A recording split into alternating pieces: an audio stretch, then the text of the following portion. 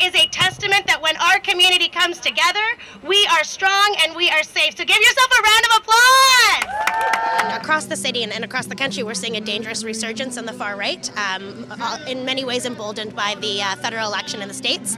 But particularly concerning in the beaches is because, you know, it does have such a history. And last week, there were posters and flyers scattered all over this exact same park calling for hate and calling for white supremacy. So it is so important that this community in particular stands up and fights that history and says that's not who we are anymore and that's not who we're going to let define us.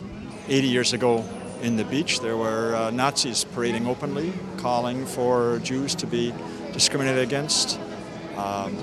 70 years ago, our labor movement created the Toronto Joint Labour Committee for Human Rights, and that was founded by Jewish trade unionists and African Canadian trade unionists who've seen the horror of the Holocaust and the Second World War and said we had to have a different kind of society, and they challenged racism and discrimination, whether it was in restaurants or apartments or workplaces or hotels. And that was so necessary, that relentless challenging of discrimination that led to the first human rights codes in Ontario.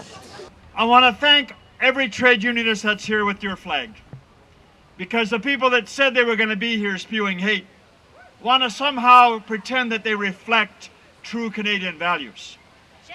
Well, the true Canadian values, the real ones, are about solidarity, are about inclusion, and challenging those who would divide us on any grounds, in any way. Settler colonialism is the ongoing root of systemic oppression and of Indigenous people, and is the foundation of oppression against Indigenous folks, Black folks, Brown and LGBTQ people throughout Turtle Island.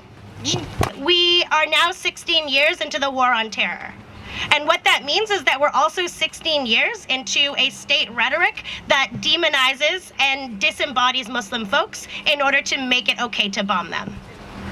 What that also means is that folks who claim to be members of our community but really are the far right and really are the outsiders are blaming Muslims, blaming refugees, blaming immigrants for the legitimate concerns against austerity and legitimate concerns that working people face. Shame.